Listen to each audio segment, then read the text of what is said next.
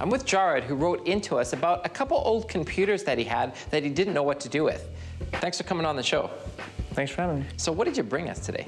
Well, I brought you a couple of my old laptops, one of my old dusty ones that's been sitting around for a while, and one that I just replaced. And I'd like to know what to do with them. I want to recycle them. I don't want to just throw them away. So I was wondering if you'd help me. Sure. Well, we're going to take a look at what Jared has brought us today and figure out whether or not maybe we can recycle it, possibly resell it, or even reuse it. Let's take a look at what you brought. Great.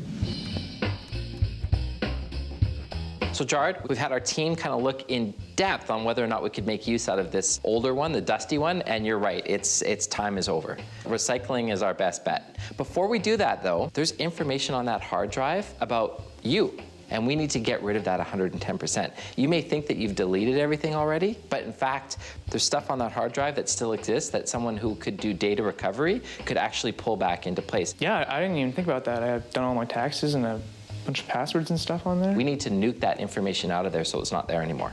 So how would I go about doing that? Well, it's actually a good question. So there's a few ways to do it. I'm going to show you one way that's free because we don't want to put any more money into this computer anymore. Yeah. So we've checked out a website, and this is called DBAN, and it stands for Derek's Boot and Nuke. So this is a program that actually meets the government standards in the Department of Defense for nuking hard drives. And as I said, it's absolutely free. So what happens here, it's going in and absolutely erasing every single piece of information that's ever existed on this computer. It's going to take probably 6 hours to go through.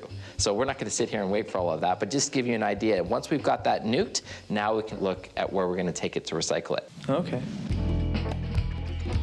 So when we took a look at this computer, I was thinking about how we might be able to reuse it, because let's face it, we know that one has to go to recycling, but this one had enough power in it that we could actually make use of it. And we came up with a great idea. We found out that you had a cousin, if I'm right. Yeah, I have a cousin named Madden. He's 3 years old.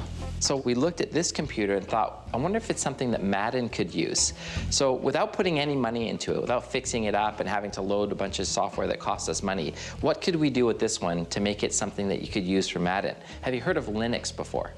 No, I haven't. So Linux is an operating system that is called open source, and for the most part, it's free. A lot of businesses actually use it on their servers, and a lot of people actually use it on their computers. What we did is we found out there's a version for kids, and I've got it up behind us here. It's called Kimo for Kids. It's a Linux-based operating system. You can download it absolutely free. We've loaded it onto this computer. It's based on a bunch of different programs and a bunch of different games that encourage learning. So I'll just, for example, go into one here called Paint. This is a really fun one. It's called Tux Paint, and you can choose from different brushes, different stamping, all sorts of different shapes and sizes and colors. That's really cool. I'd have fun with this. Keep them busy for a little bit of time. We'll just go back to the main page here. There's also little learning puzzles as well. For example, this is a great one I thought. It's called Tux Type. It actually allows you to learn how to type on a keyboard, which is great because little Madden wants to get into the world of computers, and so this is a great little program that'll help him understand how the keyboard is laid out. That penguin there that you see is classic to the Linux operating system. So Kimo itself only takes a 400 megahertz processor, 200 megabytes of RAM, and we only need a 20 gig hard drive.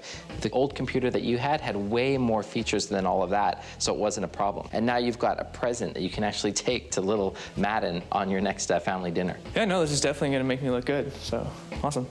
We've got both of the computers that you brought to us dealt with. We're going to recycle one, and we're going to go take a look at that shortly with Mike. And the other one, we're going to get set up for Madden. I've got one more thing for you in store later on in the show.